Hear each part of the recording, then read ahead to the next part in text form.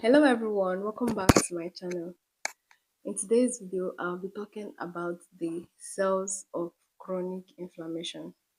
In my previous video, I introduced chronic inflammation and I mentioned that chronic inflammation is of a long duration, lasting for weeks, months, and even years. I also talked about the characteristics of chronic inflammation, which are 1. Infiltration of mononuclear cells, 2.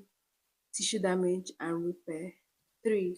Proliferation of new vessels, and 4. Fibrosis. So in today's video, like I said before, I'll be talking about the cells of chronic inflammation. And the first cell that I will be talking about in today's video, which is the main component of chronic inflammation, is the macrophage. Macrophages are tissue cells, but they are derived from the blood. Let me explain. We all know that the blood is made up of the liquid component or the liquid portion and then the blood cells. The blood cells are the red blood cells, the white blood cells, and the platelets. So let's leave the red blood cell and the platelets aside and talk about the white blood cells. The white blood cells are of different types. We have the neutrophils, the eosinophils, the basophils, and the monocytes. So let's also leave the neutrophils, the basophils, and the eosinophils aside and talk about the monocytes. So the monocytes that are within the blood vessel, they will leave the blood vessel and then they will migrate into the tissues of the body where they are transformed. As they undergo transformation, they are being changed to form a large phagocytic cell known as the macrophage.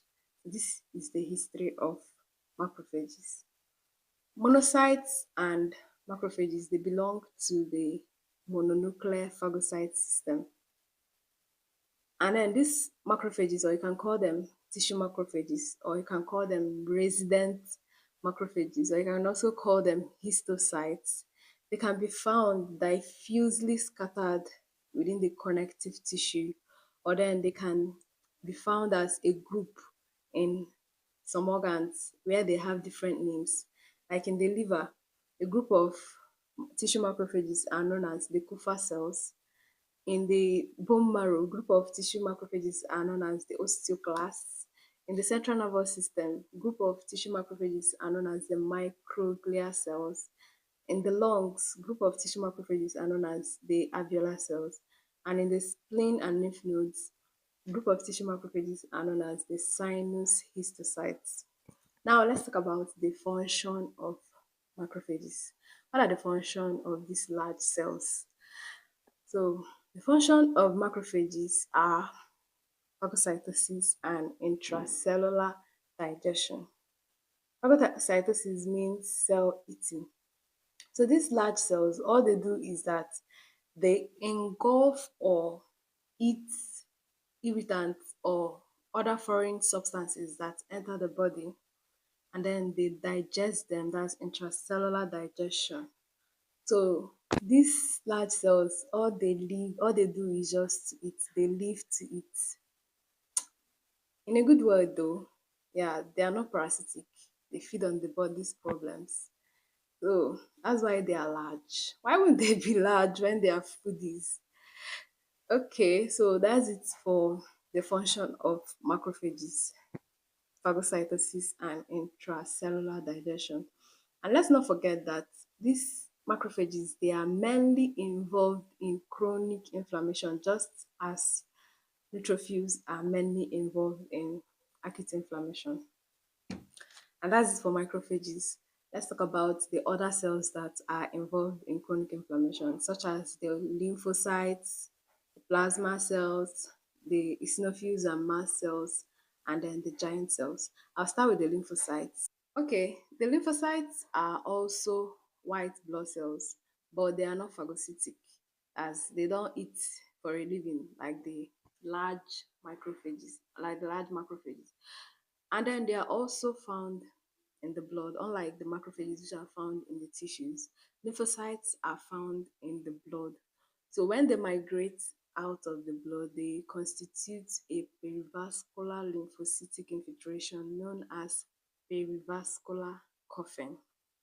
So these lymphocytes, they usually arrive late to the site of inflammation, but they are also important cells of chronic inflammation, regardless that they are late comers. They are very important too.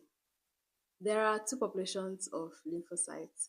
We have the T lymphocytes, which are derived from the thymus or originate from the thymus, and then the B lymphocytes, which originate from the fossa of Fabricius.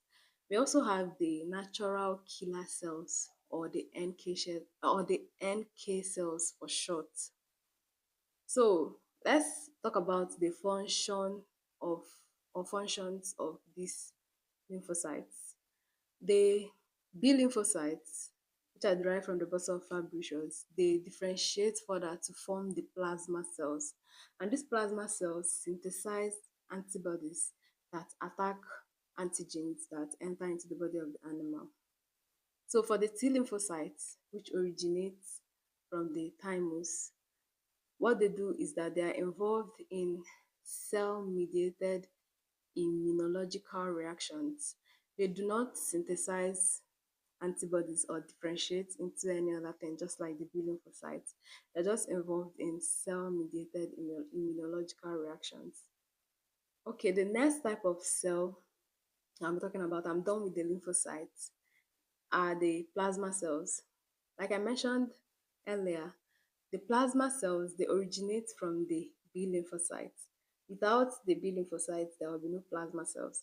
So the B lymphocytes differentiate into the plasma cells. And what does the plasma cells do? The plasma cells synthesize antibodies. And what does these antibodies do? These antibodies fight against antigens that enter into the body of the animal. And that's it for the plasma cells. Another important thing about the plasma cells is that these plasma cells, they are quite larger than the lymphocytes, and then they have an centrically placed nucleus. And that's it for the plasma cells. The next type of cells that I'm talking about are the giant cells. From the name giant, that means these cells are huge. And these cells are formed by the fusion of macrophages. Remember that macrophages are large cells. So imagine fusion of large cells. They are going to form a giant cell. Yes. So these giant cells, they have abundant cytoplasma. Of course they should.